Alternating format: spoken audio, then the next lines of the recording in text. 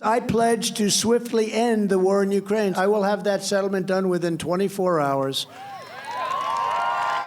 A promise at his first campaign rally almost 2 years ago, and one often repeated before the election. But Donald Trump never elaborated on just how he would end the war almost instantly. A timeline viewed with scepticism at best. The Ukrainian crisis cannot be solved in one day.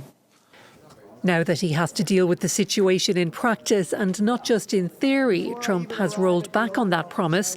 His Ukraine envoy says 100 days is realistic to strike a peace deal. Trump himself has suggested around 6 months. He's already had meetings with Ukrainian President Volodymyr Zelensky before and after the election. Incoming White House staff say plans are underway to arrange a meeting with Russian President Vladimir Putin. President Putin wants to meet. He's said that even publicly. And we have to get that war over with. That's a bloody mess. And it's a war that I'm going to try really to stop as quickly as I can. Just weeks ago, Russian Foreign Minister Sergei Lavrov made clear that Moscow was not interested in a quick fix. So far, all we hear is talk about the need to come up with some kind of truce. And it's not particularly hidden that this truce is needed in order to gain time to continue pumping Ukraine with weapons. A truce is a road to nowhere. Ukrainian leaders, on the other hand, are cautiously hopeful they can persuade Trump to see their side. Trump can be decisive. For us, this is the most important thing. He is capable of being decisive in this war. He is capable of stopping Putin, or more accurately, helping us stop Putin. That hope is despite long-held fears that Trump's idea of a peace deal could mean sacrifices that are just too great for Ukraine. So what's at stake? I tell you, Zelensky's one of the greatest salesmen in history. Every time he comes to the country, he walks away with $50 or $60 billion. Washington has been Kyiv's single biggest donor by far, a lifeline against Russia's powerful war machine.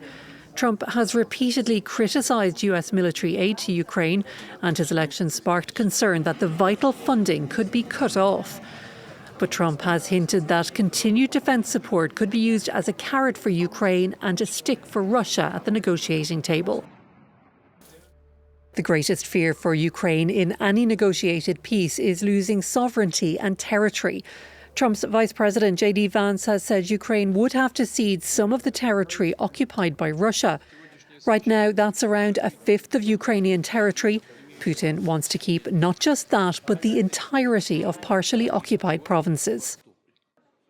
Putin has always maintained that Ukraine's ambition to join NATO was one of the principal motivations for the invasion.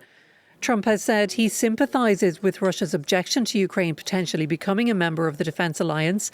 His Ukraine envoy has proposed delaying the country's membership by a decade or more. But for Putin, the prospect of Ukraine ever joining NATO is a red line.